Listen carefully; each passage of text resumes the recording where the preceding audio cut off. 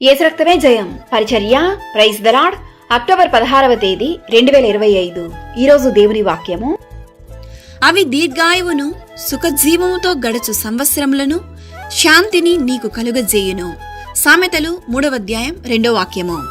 అవును క్రీస్తునందు ప్రియులారా, ఈ ఉదయకాలమున ఈ వాక్యం ద్వారా దేవుడు మీతోనే మాట్లాడుతున్నాడు.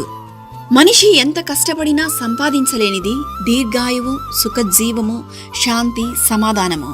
చాలామంది తమ సొంత ఆలోచనతో నడుచుకుంటారు. అయితే దేవుని వాక్యం ఇలా సెలవిస్తుంది: నీ స్వబుద్ధిని ఆధారము చేసుకొనక నీ పూర్ణ హృదయముతో యెహోవా యందు నమ్మిక ఉంచుము. నీ ప్రవర్తన అంతటి యందు ఆయన అధికారమునకు ఒప్పుకొనుము. అప్పుడు ఆయన నీ త్రోవలను సరళము చేయును అని దేవుని వాక్యం సెలవిస్తుంది. నేను జ్ఞానిని కదా అని నీవనుకొనవద్దు. యెహోవా యందు భయభక్తులు కలిగి చెడుతనమును విడిచిపెట్టినటువంటి వాడే జ్ఞానము కలిగిన వాడు. అటువంటి వారికి దేవుడు ఆరోగ్యమును దీర్ఘాయువును ఇచ్చును. దేవుని యొక్క ఉపదేశములను, ఆయన ఆజ్ఞలను మనము అనుసరించి నడిచిన ఎడల దీర్ఘాయువును సుఖజీవముతో గడుచు సంవత్సరములను శాంతిని ఆయన నీకు కలుగజేయును. ఇట్టి ఆశీర్వాదం దేవుడు మనందరికీ అనుగ్రహించునుగాక. సకల ఘనత, మహిమ, ప్రభావములు యేసయ్యకు మాత్రమే కలుగునుగాక.